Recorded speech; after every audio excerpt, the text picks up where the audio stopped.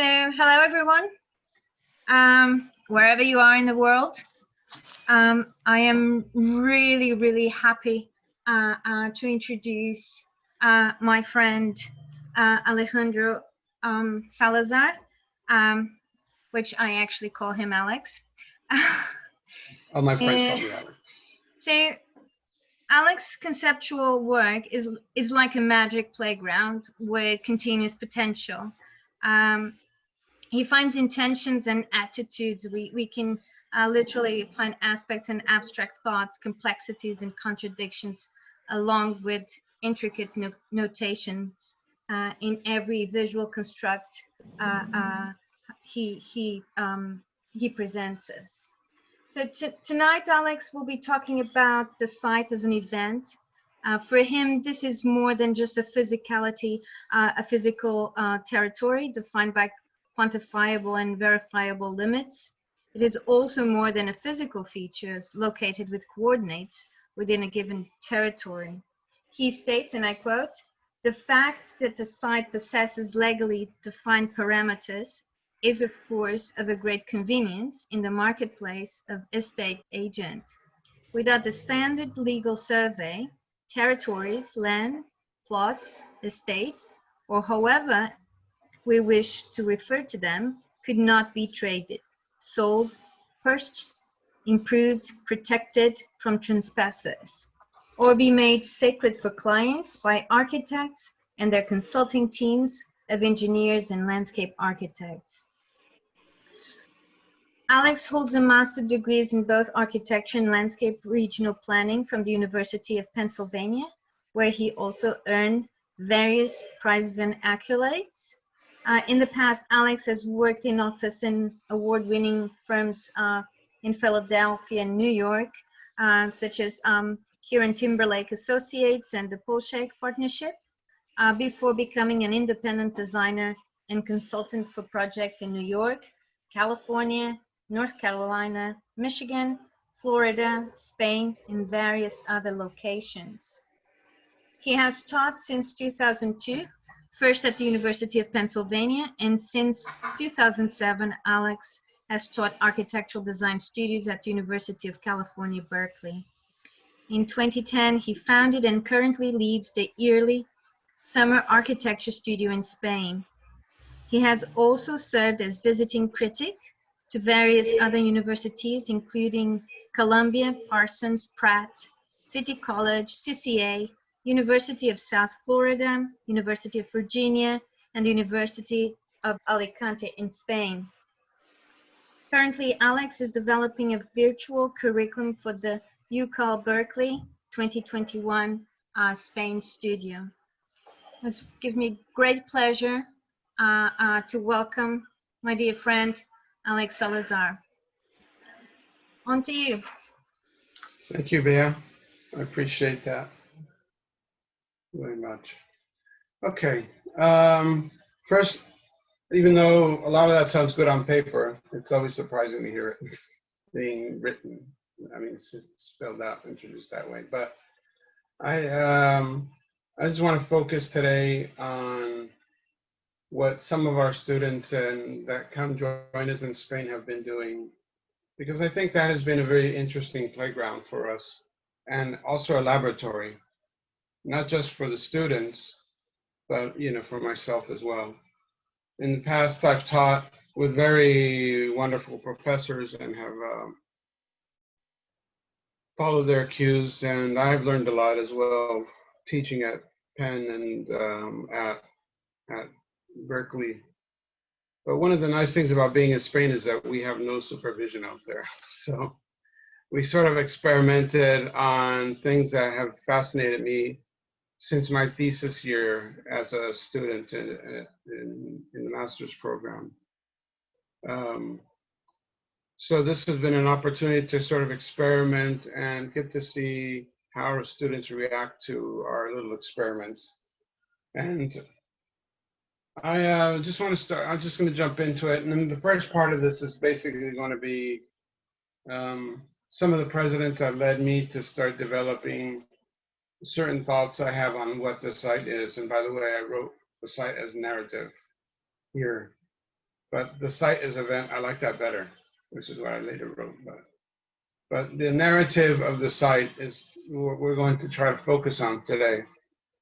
And what do I mean by narrative? Oh, I mean by narrative what the same thing writers have been meaning by it for many years. Shakespeare wrote narratives, but I will try to explain a little bit more about what I mean and about what we try to develop in an architectural studio with the word narrative. I want to start first real quickly with Super Studio, a group out of Milan who were radical architects back in the, I guess it was 60s, maybe early 70s. And Adolfo Natalini, who's one of these guys here, he later wrote this book, Figures of Stone, Figure de Pietra, which I one day found in a bookshop when I was an undergraduate and didn't know anybody. I didn't know Super Studio, I didn't know Natalini, but I read it and it basically transformed my architectural vision. And he writes about the stones having voices, the stones having, you know, what a site really is. And it's not just the kind of parcel of land that you're going to build on. We'll get more into that later. But he writes about how his career as an architect and a theorist takes more from literature than it does from other architecture that he's seen. And that struck me very much. Later on, my academic career, because of some family situations, I was no longer living in a city that had an undergraduate architectural program. And so I had to switch majors to finish my bachelor's. I don't know, I'm not really sure how it works in the UK or Europe. I think we're slightly different, but in America, you can get your undergraduate degree, your bachelor's degree, pretty much in almost any field. And then in your master's program, be accepted into a master's program and do an architectural study, pursue an architectural career. And in the end, even though I started out as an undergraduate in architecture, I ended up being an English major, a literature major, which I found almost as brilliant as architecture. And I learned to fall in love with the written word, and poetry as well. And so when I read that Natalini is as inspired by literature and fiction as he is by other architects' works, I realized that I had not really been too far off track when I went into the. Alex, I'm so sorry to interrupt you, but maybe it's just on my end, but the sound seems it's very difficult. Really? I think you just need to get closer to your speaker or some microphone. I'll move the laptop over a bit more. Yeah, that's much better. Okay. Sorry. So that's all right.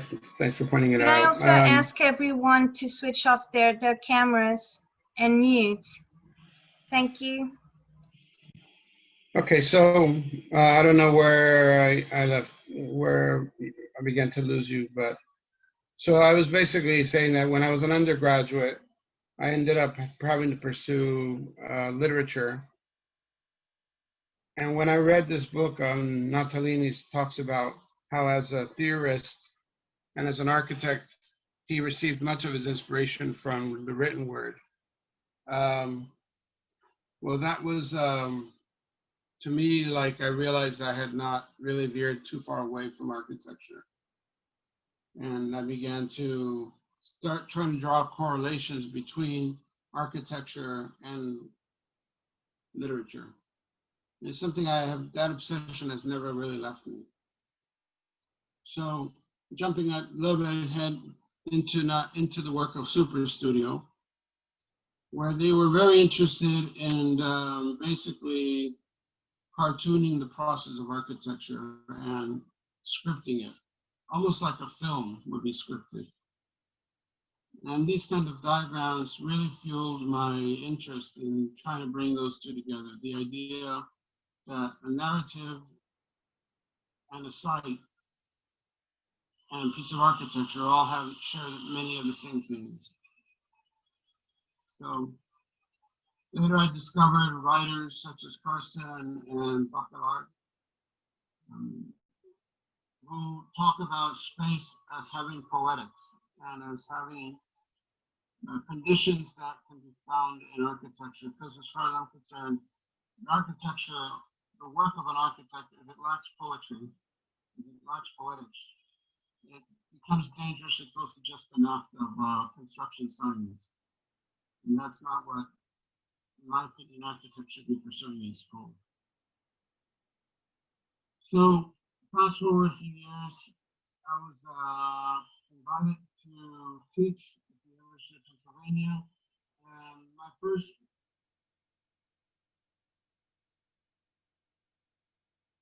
course that I taught under Richard Wesley. Alex, I'm sorry again. We just can't hear you. I'm sorry, I don't know what to do because the speaker's right next to me. Now it's fine. It seems like you either put something on top of and buffer the sound. Should go again? Yeah. That's perfect. Okay. I just guess I turn my head. All right. So I was saying that fast forwarding a few years to University of Pennsylvania, where I was invited to teach my first studio with Larry Mitnick and Richard Wesley. The students had been assigned by the studio leader, Moby Dick, as a text for the summer or for the year. They have to read Moby Dick over the summer and come in the fall with having read Moby Dick. And the idea that was assigned at the beginning was that they had to seek architectural conditions and diagram them in passages that they found in Moby Dick. So of course, many of the students were fascinated by Melville's description of the whale's anatomy and how it's flayed on the ship and how the proper way of decapitating a whale is and such and such. But in my studio, what we focused on is the site as the location of where the whale meets the ship, the opposing forces, and where those two meet is where the crisis occurs and where the architectural intervention must be. So that's why I think it started with this idea that even though there's an incredible beauty to the whale and complexity in the cavern that is the head and where the sperm is held, and those of you who have read Moby Dick have a kind of an understanding of it. You kind of remember the chapter where Melville goes off on a tangent describing what the sperm whale does and how it develops sonar, and all these diagrams can be backed up by science. And so, very interesting. But to me, again, it's the site is where the separate forces are. Alex, I'm terribly sorry to interrupt again. We can't hear you. I'm sorry, Bea. I don't know what to do. So if you stay like that, try speaking. There's something. It's either the sound goes. That's why everyone is muted. There's no cameras, so the sound is better. It might be because you're on the other side of the world. I don't know why. I don't know. We can hear you perfectly, and then suddenly it just we can't hear at all. So maybe if you maintain like that, and let's try again. Just pick up where you left it. I'm sorry. It's just. Okay, I'll try again. Okay, thanks. Keep trying. Okay, so again, this studio and the section that I was leading became about finding the site being where the opposite forces meet. And then it became about finding these forces and developing them, developing the conflict as the site.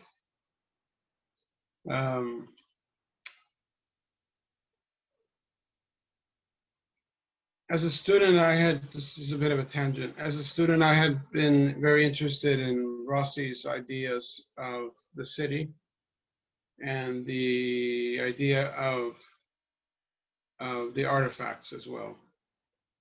And I'm just layering this into the previous discussion. And the artifacts, as Rossi describes them, as I understand, are not just items that you find in the city, but there are districts where the city develops housing districts, business districts. But then this idea of the cathedral, where he brings up the Fábrica de Milán, and the cathedral being an object that is always in production, because as it starts, the work begins on it, and 500 years later it ends, but then it has to start over with the renovations and the maintenance of the building. So Rossi describes it as being called the Fábrica de Milán, because fábrica comes from the Latin term, which means never-ending process.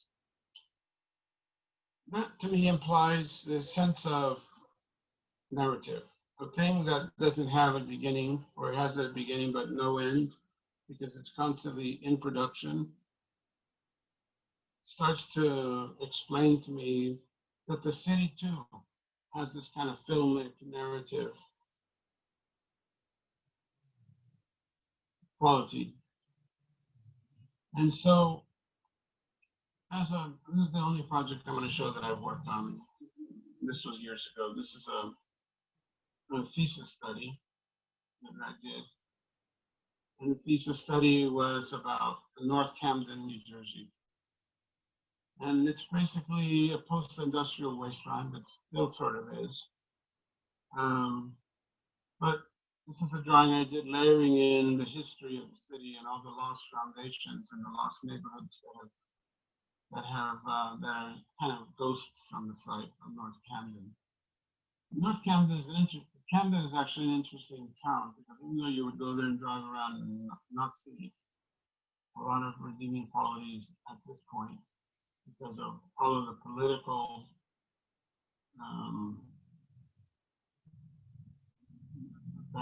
bad decision making, I should say. Camden was at one point a thriving Quaker town, and back when slaves were freed after the Civil War, or even before the Civil War, North American Civil War, many of the slaves ended up arriving in Camden, because that was the kind of termination point of what's called the Underground Railroad. And so arriving in Camden was, in those days, equal to beginning life again. These days, it's not so much anymore. It's kind of a wasteland, and where there's a lot of dichotomy between the scale of neighborhoods that survive and the infrastructure that has been laid in there. And so, also, I don't know if in the UK you guys know who Walt Whitman is, but Walt Whitman was this American poet who spoke about the beauty of the everyday man, the beauty of everyday nature, and he's an incredibly sensitive writer. And he happened to live in Camden, New Jersey. And Camden was such a nice place that it had the Carnegie family, which is one of the richest families in North America at the time. They developed a library, and through that library, it has been demolished. The roof has fallen in, and there's trees growing in the reading room. And this is what you have across the street from the Walt Whitman House. Prison system has been developed as an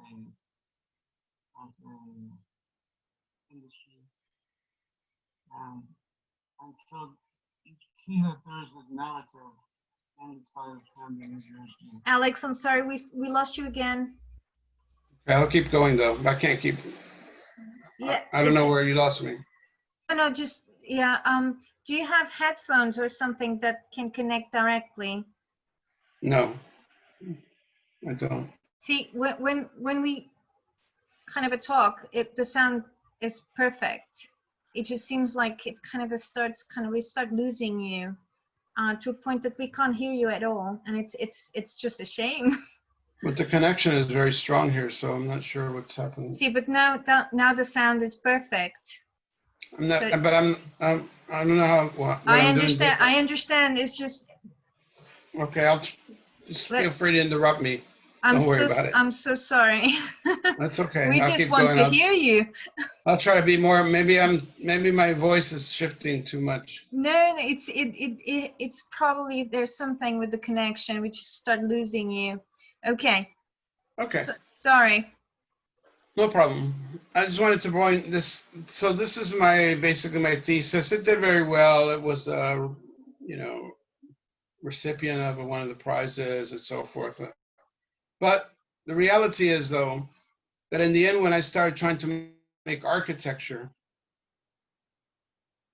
it sort of left me flat, almost like, where's this coming from? Did I really take into account this narrative? Or was I simply replicating what I had drawn and planned? And for years, I sort of was like, that was in the back of my mind whenever I would look at my thesis. Are they really like architectural proposals that had to do with the decrepit nature of Camden and how it got there and the process of decay and detritus that Camden was evident for? Okay.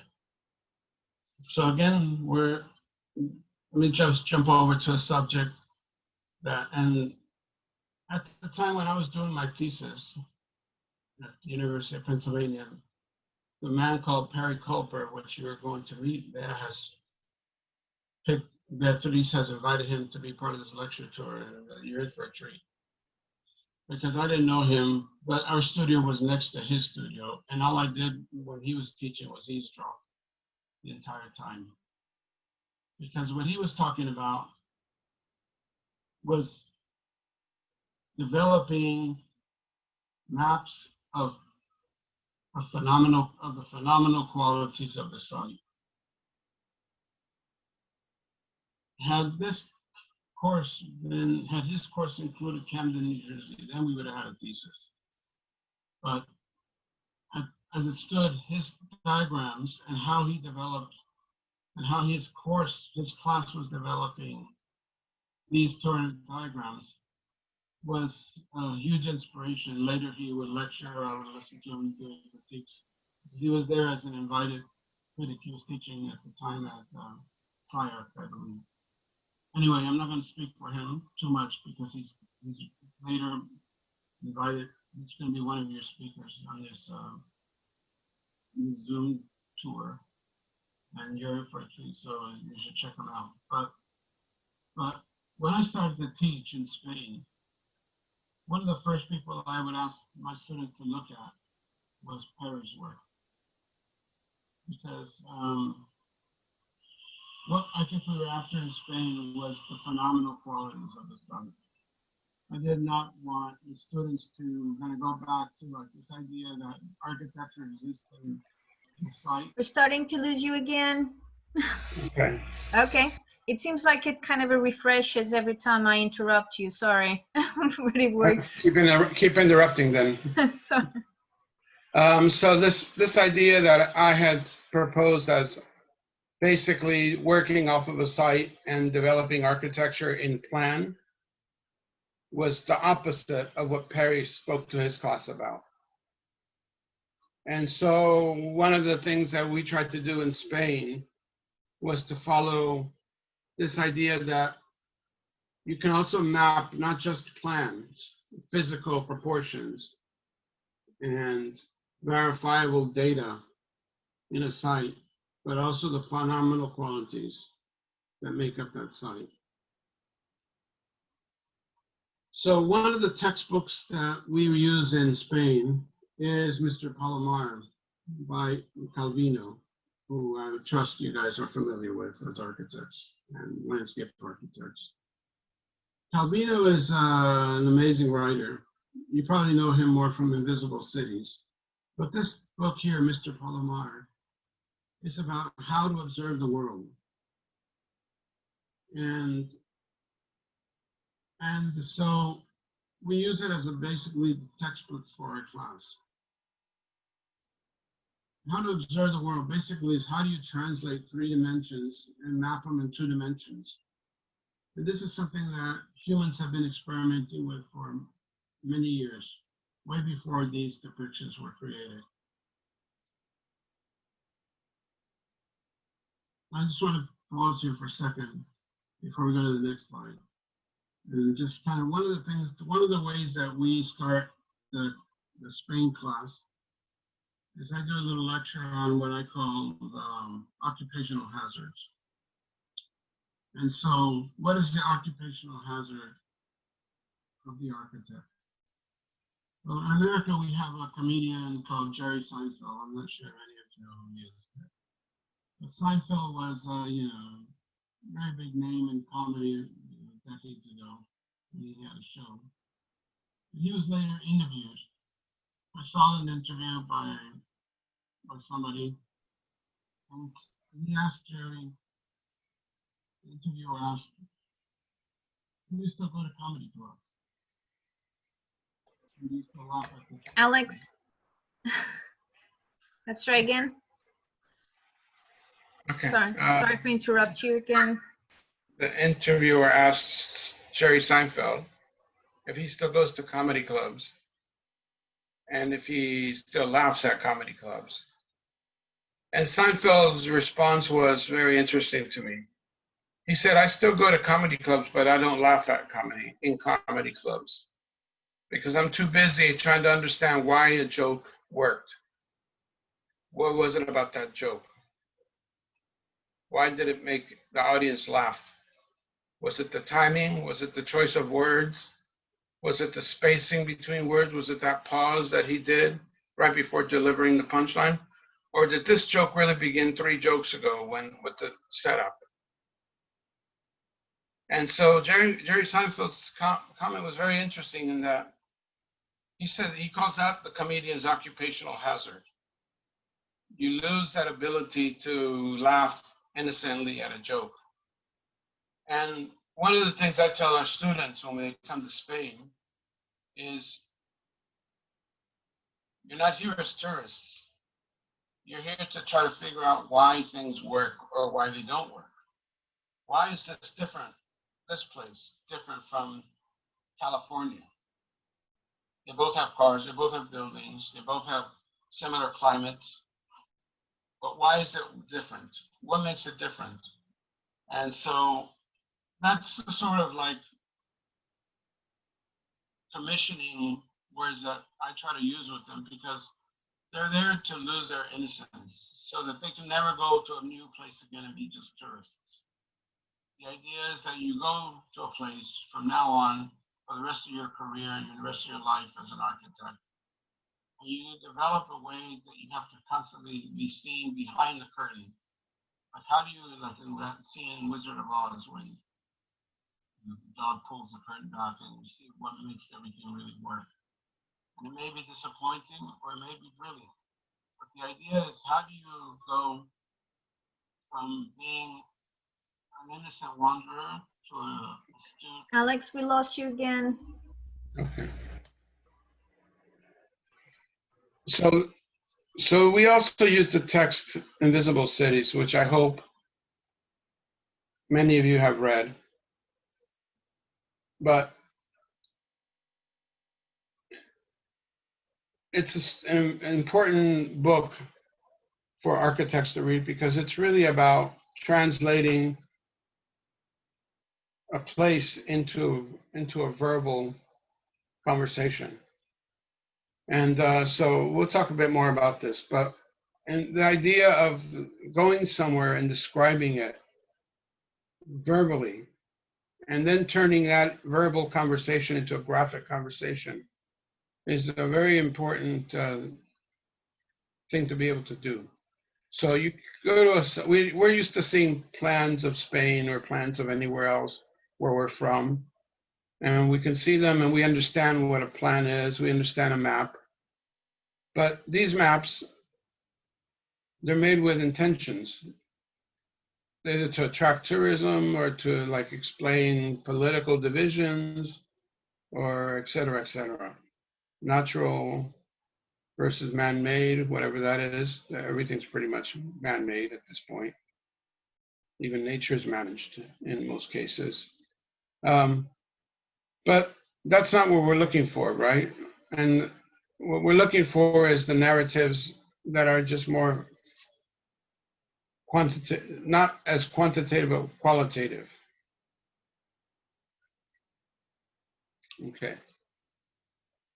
Archaeology is also a very important subject for us when we go to Spain. The idea that history exists, whether we see it or not, and history in many cases has changed the physical environment in ways that we don't often appreciate. This is a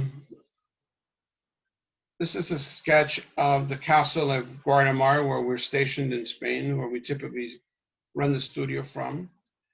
Interesting story about this little sketch is that in the Middle Ages, the king in Madrid sends out a surveying team because he wants to survey the towns in this area, in the area of Valencia. And basically, this is one of the sketches that the surveyors come back with. This is, I think, from the inland, looking at the castle. And then they did another one from the sea, which is a partial, the lower image is the partial view of that. And what the surveyors went back to the king with was these two drawings of a castle and the village that was starting to agglomerate around the castle. It wasn't a map or a plan or measured drawings, but it was, and they went back with a narrative. And when I heard this story of what King James commissioned and what the surveyors came back with and how King James took that narrative and deployed resources to continue to build up the fortifications here of the castle, it reminded me very much of Marco Polo's narratives with Kubla Khan in the book Invisible Cities. And one of the interesting, I don't have the page number for you here. Some of you that have read the book may have it. One of the lines in the book is when, Marco Polo keeps describing all the cities under the kingdom of the Great Khan, but he describes them as places of fire, places that come alive at night, places where women wash down by the river and then come home and cook for their men, and the men that do this and that. And it's all these narratives. And Kubla Khan finally gets tired of it and says to Marco Polo, when I ask you what a place is, you don't give me any facts. You just tell me stories about the place. And Polo's response is something like, well, what I'm telling you is the real place. I'm telling you what the places are, what the real place is about. Alex, we're losing you again. Sorry. Okay, so this idea that the narrative of the place is more important than the facts, the urban facts about the place or the dimensions, is important to the studio. And so we try to embark by making maps and making plans that involve narratives, that involve the students' perceptions from a phenomenal standpoint. At the beginning, it's very difficult, but when you give the students freedom to explore, it's amazing how much they have, how much they're capable of seeing and documenting. And these become the kind of the basic foundations for what interventions are proposed later in the studio. I just want to move over really quick to this project here, which I'm sure you all know, Frank Gehry's Bilbao Guggenheim. So when we talk about narrative of the place, That's what I want to illustrate here. What are we talking about? We're not talking about narrations like a movie narration. We're talking about an architectural language, and about that comes together is a syntax, a series of order in an orderly way to describe something. I find that I wasn't a huge fan of Gary, but of course I had to go see the project. And the reality is that it was really brilliant for me. I had seen other of his work, but I found that this project in particular, maybe because it contains the Richard Serra plates, that the project starts to take on those qualities. So that as you walk through the spaces, you start to see, and by walking, of course, you animate the space, and then you start to feel the compression and the expansion of space. Pretty much the way you feel like walking through a Richard Serra exhibit. This idea of adjacencies, compression, expansion, darkness, open, light, those are the building blocks of architectural design. So, to me, the Gehry building in Bilbao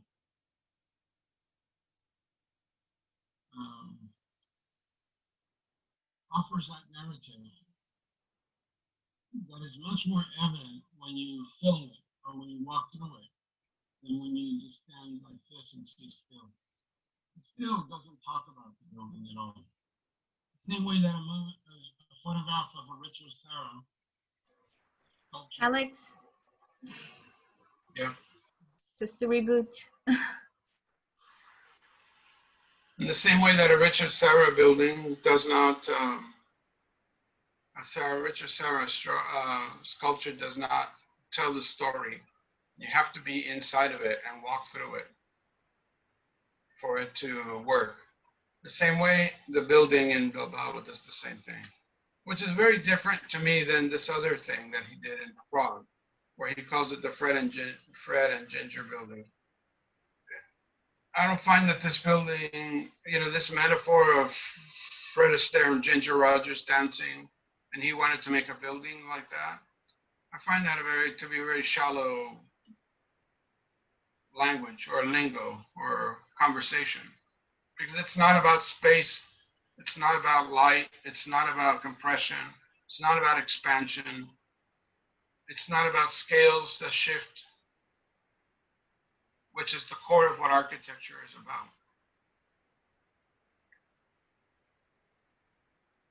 And just to add this slide here, this is a Richard Serra exhibit going in Chelsea, New York. And I remember seeing this staging on the street where the trucks arrive with these enormous plates on them. And it didn't take long, as you can imagine, for a bunch of skateboarders to get on there and go back and forth over these things. Police were there pretty quickly, but the forms invited like participation, you can call it, right? Later on, when they were installed, they take on another quality. So to me, these pieces, although they're just plain and simple arcs that are folded, they have an amazing potency as architecture. And so that's what I'm trying to talk about when I say narrative. Narrative. So of course, we're all used to seeing these kind of plans. In fact, when you do a project, this is what you start off with. A typical two-dimensional floor plan. Alex? Yeah. Better? I think we have bad connection. There is, okay, seems like the screen is back to normal now. Okay, I think we just have a bad connection today. It's just unlike, I'm sorry I keep interrupting you, but it's just suddenly just fades away and we can't hear you. Okay. Okay, well, maybe it's just the bandwidth. I don't know.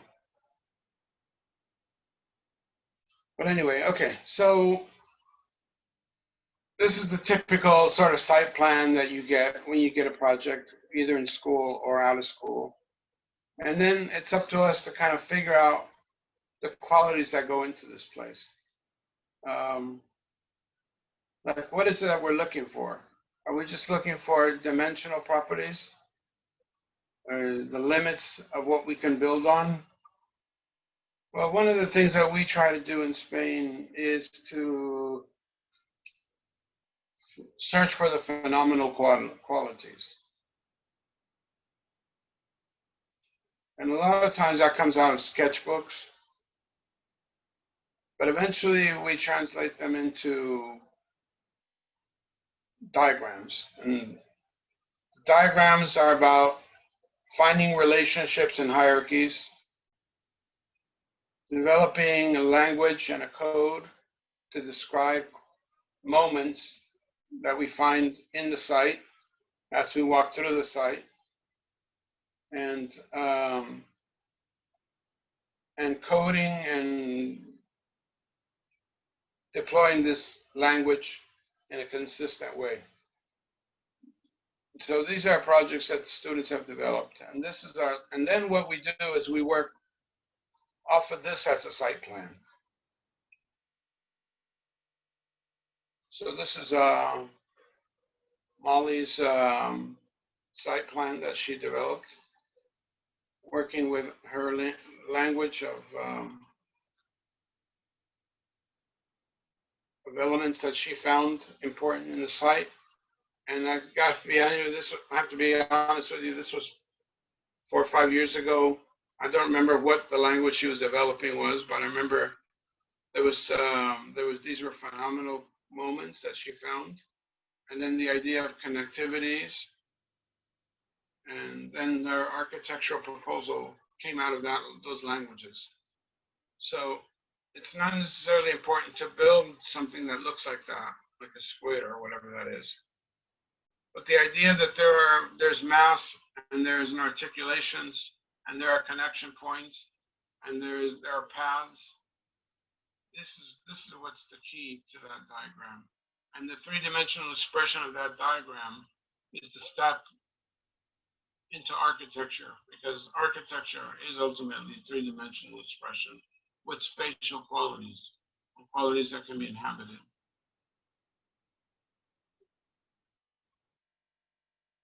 This was another project by somebody that went into the forest and kind of developed a series of areas, combined it with areas that were inhabitable and combined it with moments in the town.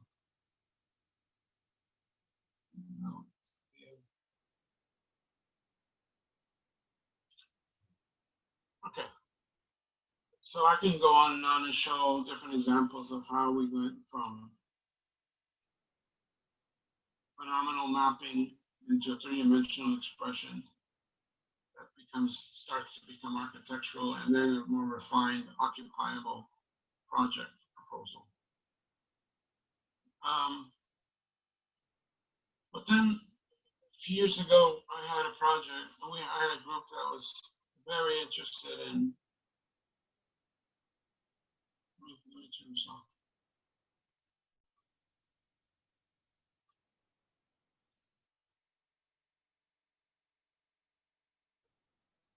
Hello? Am I still there?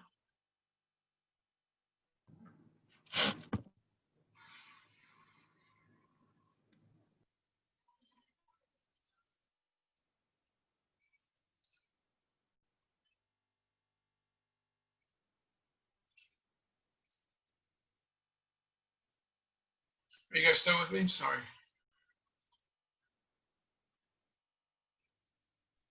Yes. Okay, thanks. Okay. So I've been talking about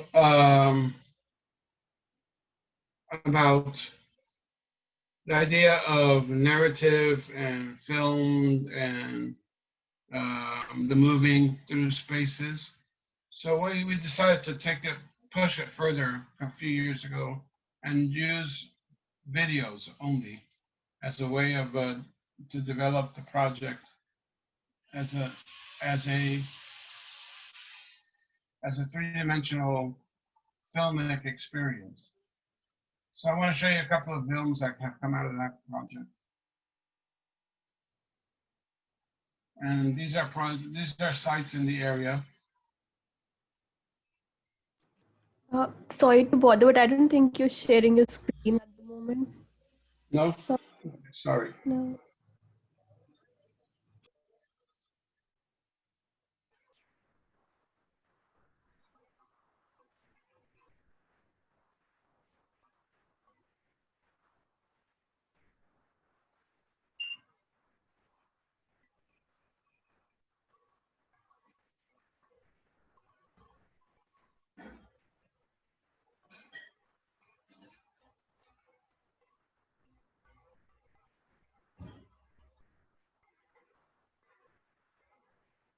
Okay. Oh, there you go. Okay, thanks. You know, I wonder if I could kill some of these windows, if that would help.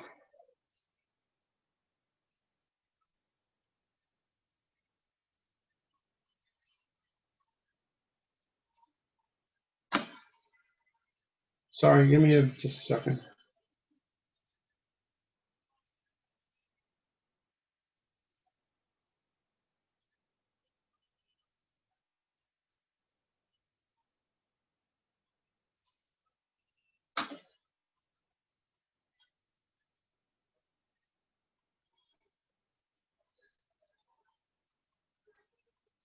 Okay, we back in? Yes. Okay. Okay, sorry about that. I meant to go smoother. Okay. So again, some years ago, we decided to run the studio just by using film, video cameras, and your phone camera. And then we used a software by Adobe called Premiere Pro. We gave the students a day or two to kind of get familiar with it, and then we launched into it. But we went on site and we did videos that would become the basis for our site analysis. And I'm going to just show you some examples, probably not too many because I don't want to overdo it, but there's some lovely examples here.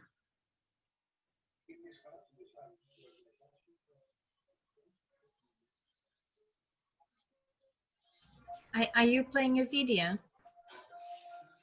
Yeah, does it come through?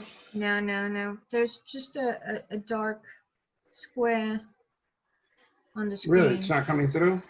Yeah. Oh, well, that's unfortunate. Let me try it again.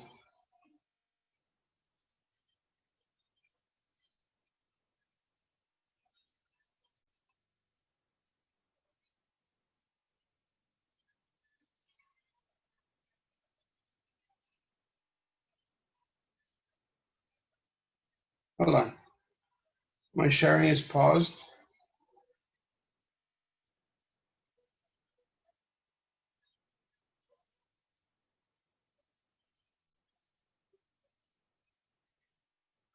Is that better? Have you tried to just go into Vimeo directly instead of using from a PDF? I think it might just struggle a Really? bit. So this is Vimeo.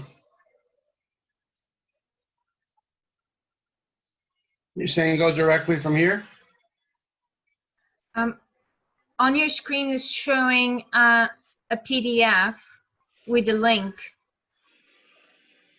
to Vimeo. Okay.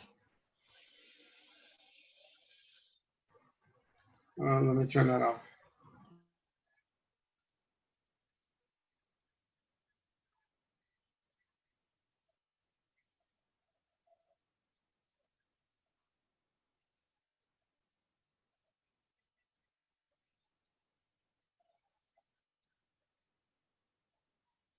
Am I sharing the screen?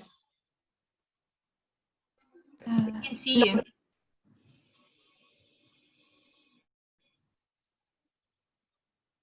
Now we have an Anya. Is this working? Okay, you're back again.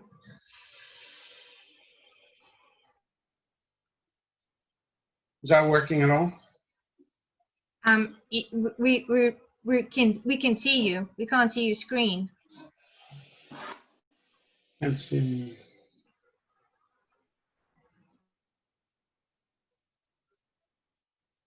Okay.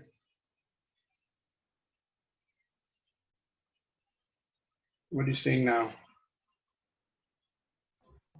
It's going. Yep. It's working.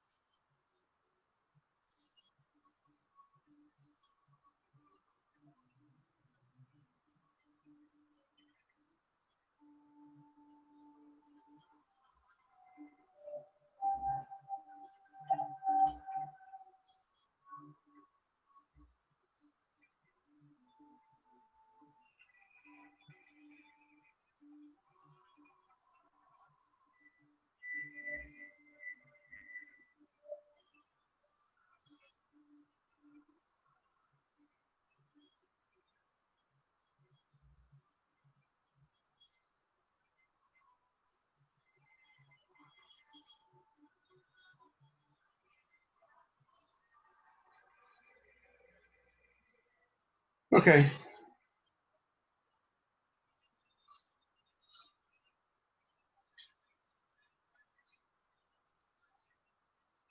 Show another one.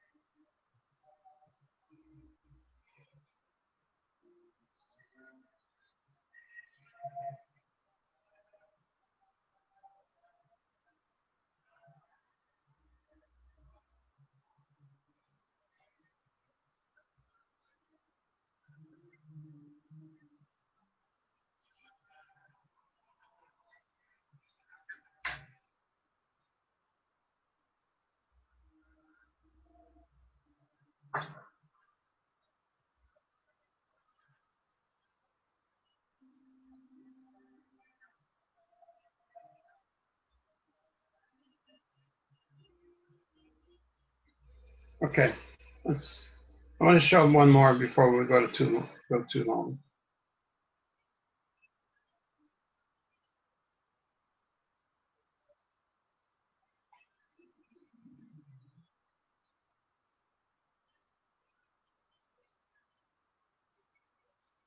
Okay, so that was the year that I allowed soundtracks.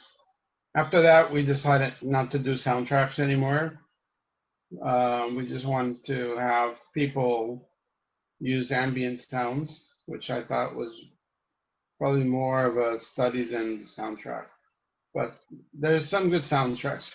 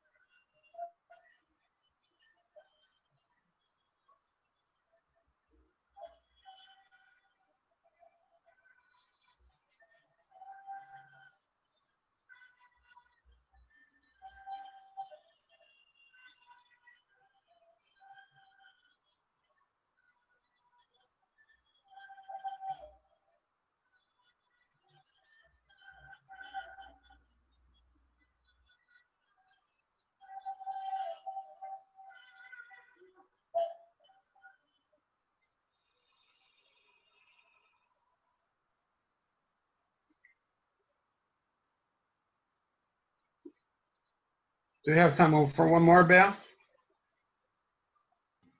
I think we we should go into some Q&A. Okay, we can do that. Anyway, this is online. If anybody wants to look it up and go through some of these, yeah, you're welcome to. They're all, this site probably has not been updated in about 4 years, but there's some nice projects on here. And we take different sites, like the site of the marketplace that comes in once a week, and we try to propose some ideas for that. I can see that Andy already shared the Vimeo link. Thanks, Okay. Andy. Okay, very good. So I'll stop sharing the screen and we can talk a little bit.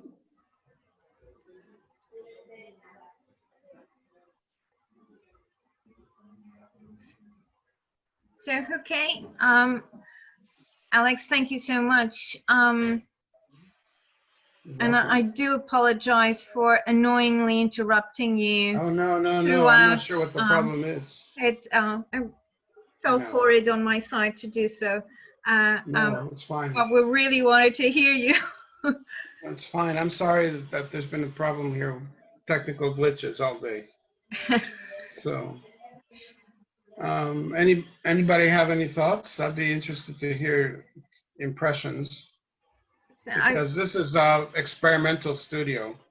I admit to the students that I'm not really sure what I'm doing, but it's something works when we approach the project like this, and it's sort of very trying to find the ethereal motives of a project are more kind of interesting to me than the kind of like obvious parameters on where they're going to work.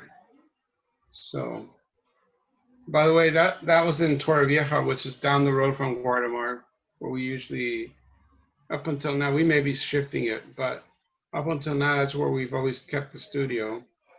Torrevieja was that, what you saw was a Toyo Ito project that's abandoned on the edge of a salt lakes. And it's kind of a whole other story there, but that's in case anybody's wondering what project, that parametric project that you looked at, what it was. So I would like to hear from my students that are about to embark on a different process in design and architecture, and they'll be starting a mapping task shortly, and I'm wondering if they have questions, especially about narrative. I personally like the video aspects of the way you have documented your processes, and with your students as well in Spain and stuff, because I'm personally interested in video too, especially the video with this sand that was like melting. Yeah, there's That was, actually like, another based one. more. Thank you, Amir. Yeah, Emre. I agree I'm with sorry. Emre. It's absolutely amazing. Well, thank you. The sandbox project is very interesting. We actually took my car and about 4 students and went to the beach in the middle of the night, which we have a beach there. We pulled out like 4 giant buckets of sand and put it in the trunk, and we were like low riders getting back. The car was like dragging all the way back because we had people and sand in the car, and we had a sandbox made, and we just said, let's see what works. But I encourage you to look through the whole sand. It was getting a little bit long, but the 2 things that I appreciate about students is some of the students have developed this idea of like they have to come up with a proposal.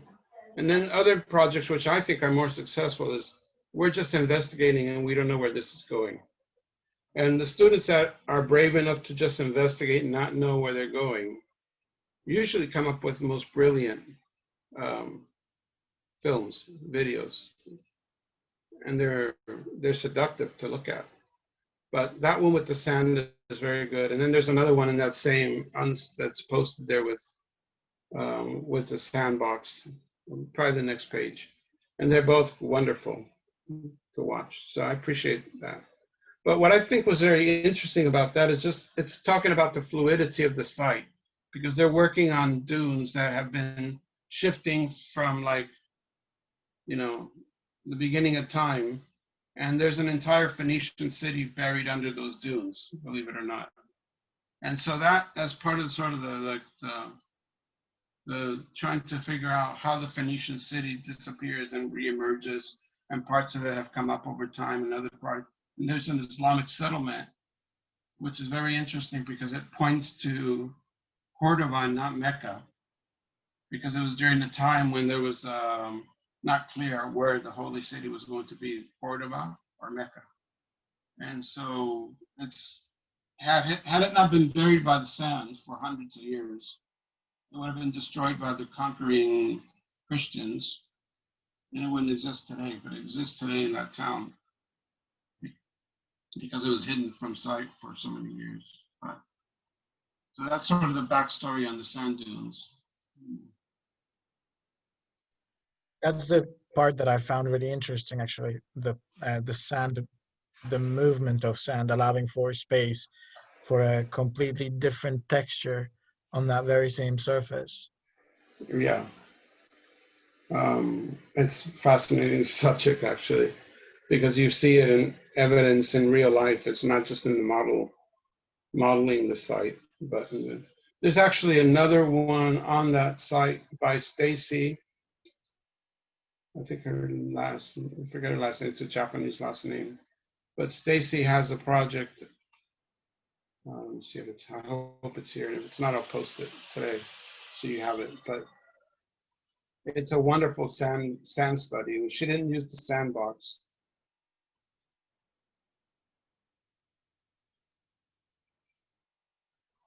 Yeah, this one here. I don't know. Trenton Inu did a sandbox study, and then but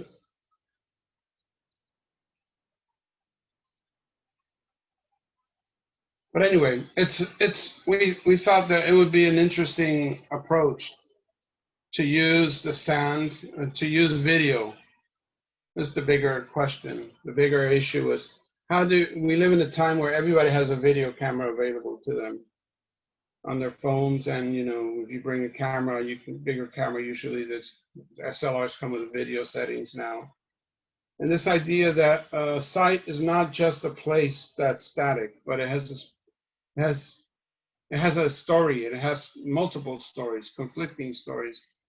It has a story about, like, one force meeting another force. And to exploit these things, we have to see them. And we have to try to visualize them and feel them so that we can start to kind of record them. And this idea that, you can put a project somewhere, but it has, for it to be codependent on the site, for the project to express the site and become codependent with the site, that to me is the kind of like the perfect marriage of architecture and site. Where is the site end and architecture begin? That, if we can figure out how to leave that question floating, then you're gonna have a wonderful project, because that's where the poetry comes in, right?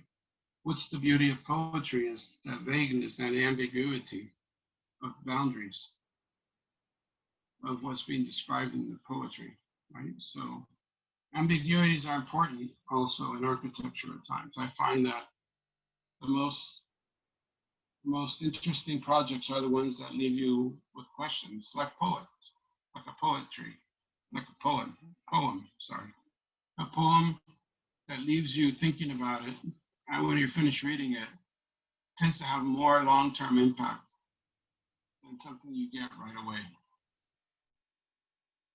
So embracing the ambiguities is in the site. It's sometimes very hard. I've had some students, and it's also culturally, I don't mean to speak for the Korean people, right? But I've had some of the most amazing Koreans. The most amazing students I've had are Koreans that somehow, I don't know how the training works over there, but they come to Berkeley and they do beautiful work. It seems to run in the water over there. But then you have trouble that they have is that sometimes there's too much ambiguity in my studio for them. It distresses them.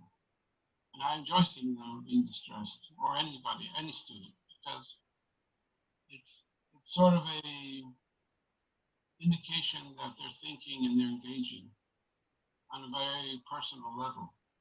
And that's important to me to see.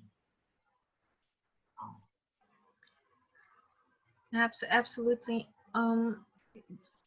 What strikes me more is, how do you translate, not particularly how you translate, but the tools of translation, or sort of kind of as a driver of that poetry.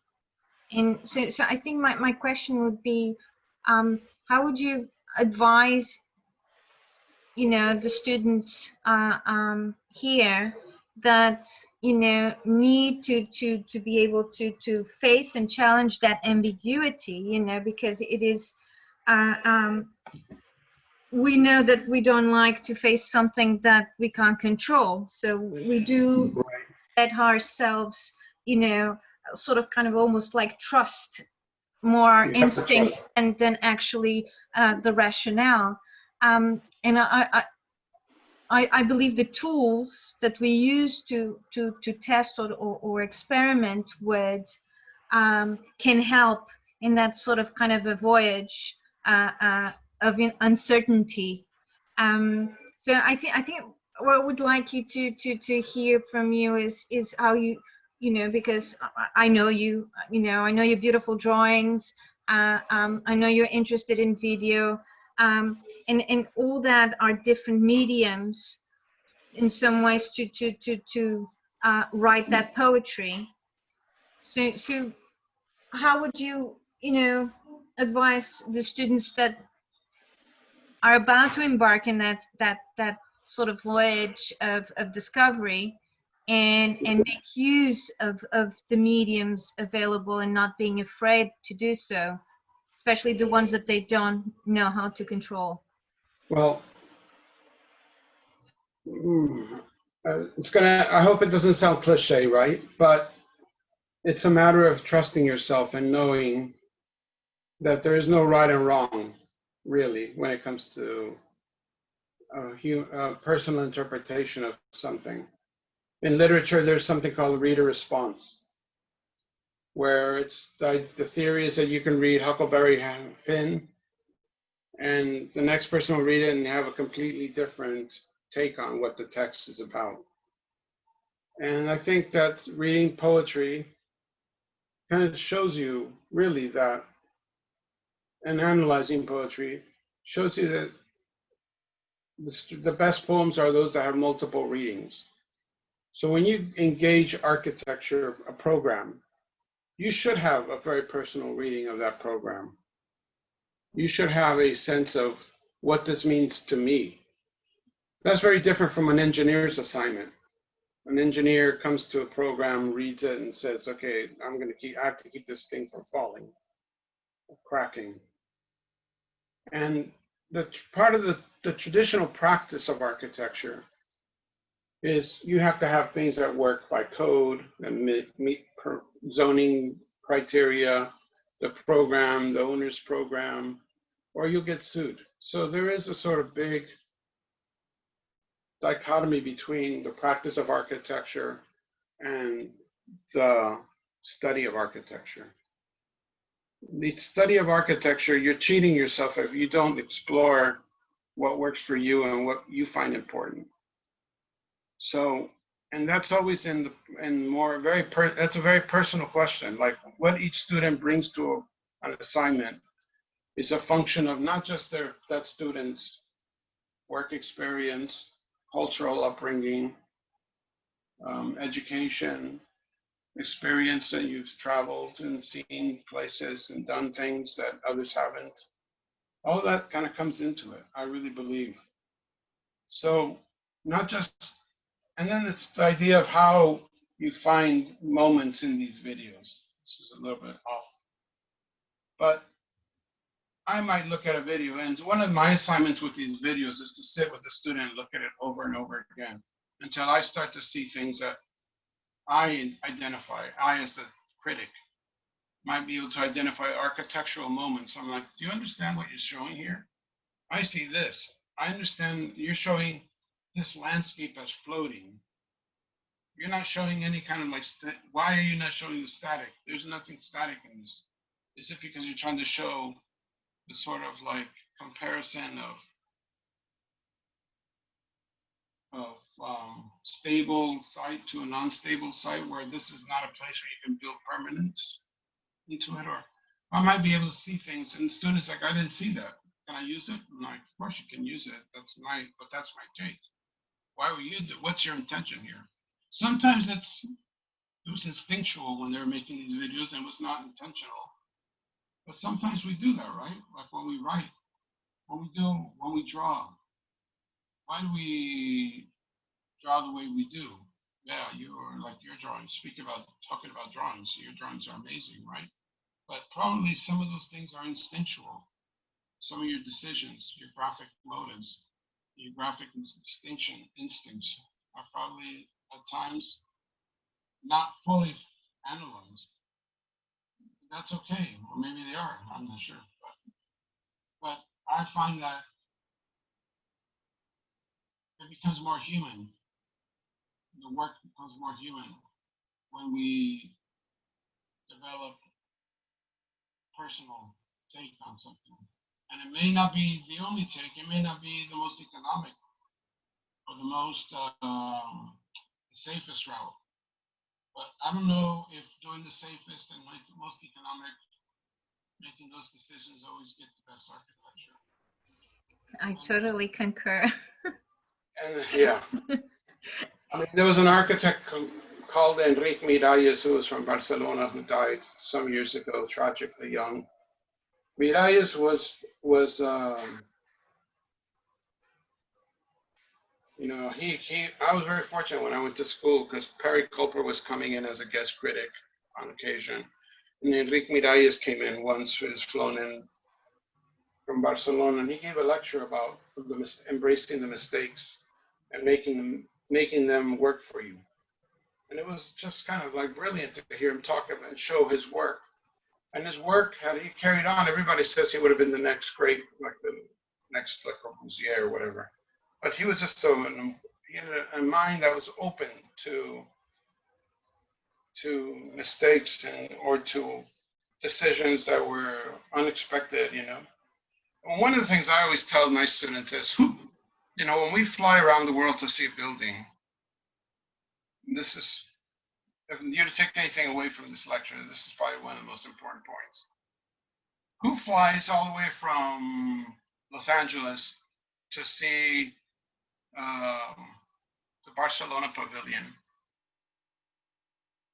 because it's rational and safe and because, or let's just use any other example. Let's just use a random Project X. Why do you fly from LA to see Project X, who knows where, in London? Is it because you're interested in the economy of the bathrooms and where the loading dock and how that works in relationship to the administrative problems?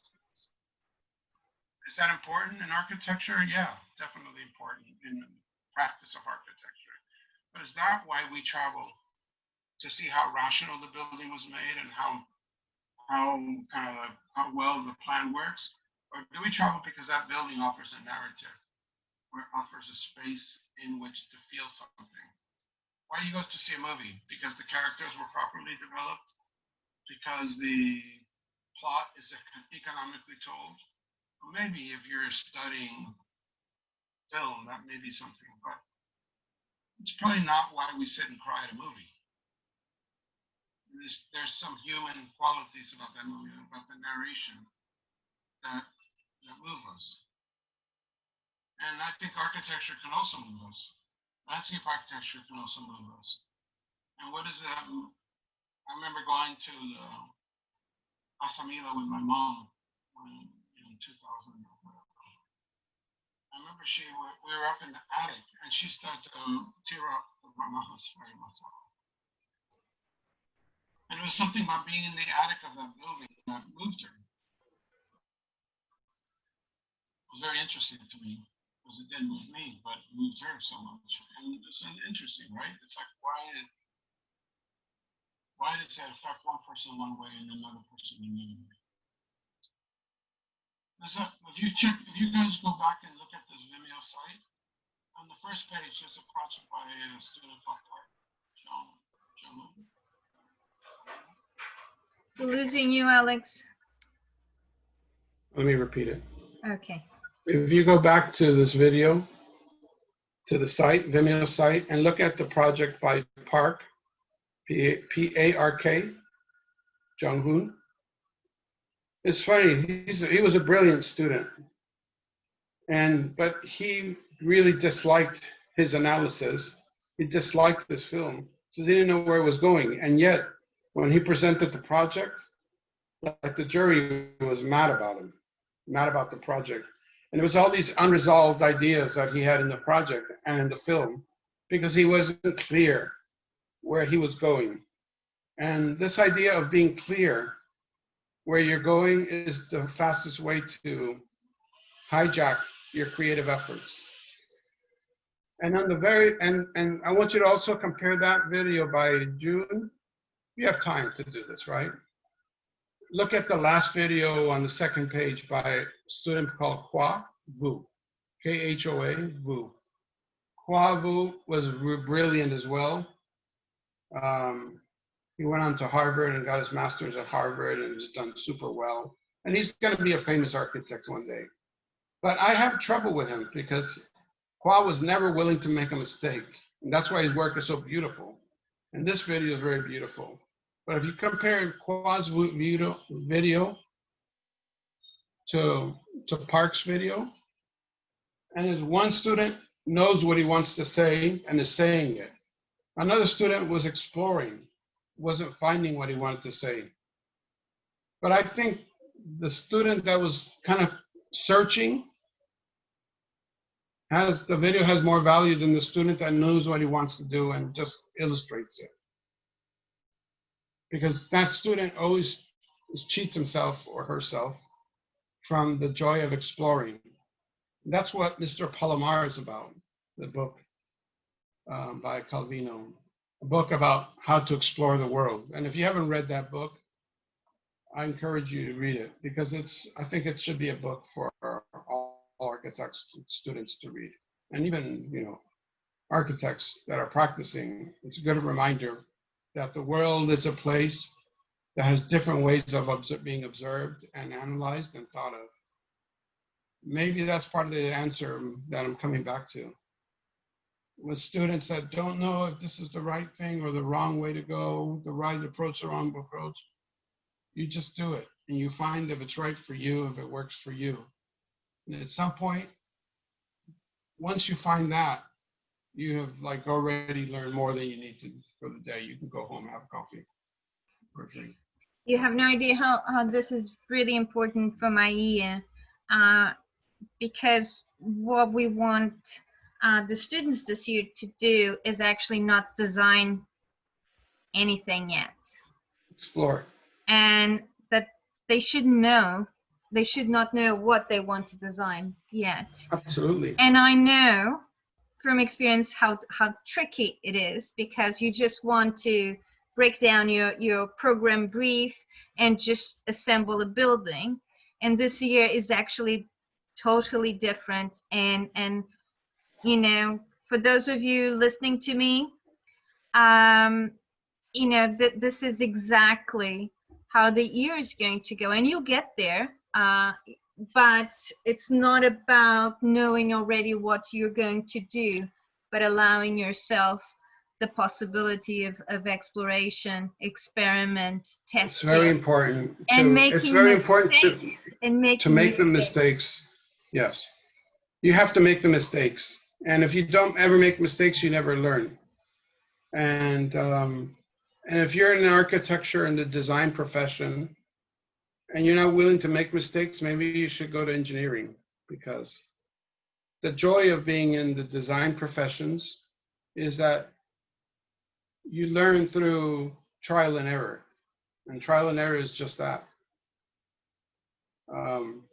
Sometimes you learn what works for you, other times you learn what works for others, but it's all a learning process. And in architecture, you make mistakes, but I think usually, especially with a critic like Beatriz, you get credit for exploring. You're not going to be kicked out of the school for making a project that didn't work because you explored something. And I would say, even if you work in a good practice, in a good firm, your principals, your people that supervise you appreciate that you bring in new ideas. It may not be the best functioning idea at first. It may be more expensive than established other established ways of doing something. But there might be some risk. But believe me, the fact that you're thinking out of the box and you're trying to challenge existing standards sometimes gets you a long way. There's payoff. It's very important. Alex, we're getting into 7:30 London time. Okay. I thank you so much for zooming in and talking about your passions and your explorations. I still hold dear the image of entering your studios back in Berkeley, and they were always the most exciting to peruse about. Remember, we had a few students that sort of like moved in without, like, are you in the studio? No, but we want to sit in. Is that okay? No, it was a good time. And Bea, of course, was our great assistant, and she was finishing your master's. It was wonderful. I remember dearly your studios. Thank you. I'm sorry about the technical glitches. I'm not sure what happened. It's part of life, isn't it? Sometimes and it just plays tricks on us. I'm sorry. I don't think this was the best prepared lecture that you'll see. But it happens that I live in Spain, and the body of my work that I would have shown is in Spain. And I came to New York to work on a project back in late February, and COVID sort of just kept me here. So what I got to work, what I had here was what I took down from our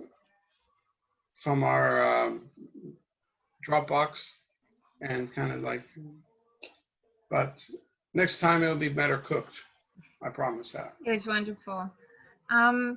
If there's no more questions from anyone, you'll be happy to know that I already got some messages from my students saying to continue the discussion tomorrow in studio.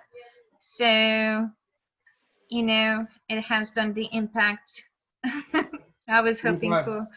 Okay, good. So if anybody wants to reach out, if you look up Guardamar, Spain, Berkeley summer sessions, if you Google that, you'll find our webpage. We didn't have it this year, and we're not going to have it next year because of COVID, of course. But my contact information will be on there under the instructor tab. And feel free to write me if anybody wants to reach out as well. I'll make sure to pass that information in studio. Okay. Alex, thank you so much. Okay, keep safe. Me too. And let's connect shortly again soon. All right. Thanks, Thank you, everybody, Alex. for attending. Thanks, everyone. Thank you. Thanks. Thank you. Take care.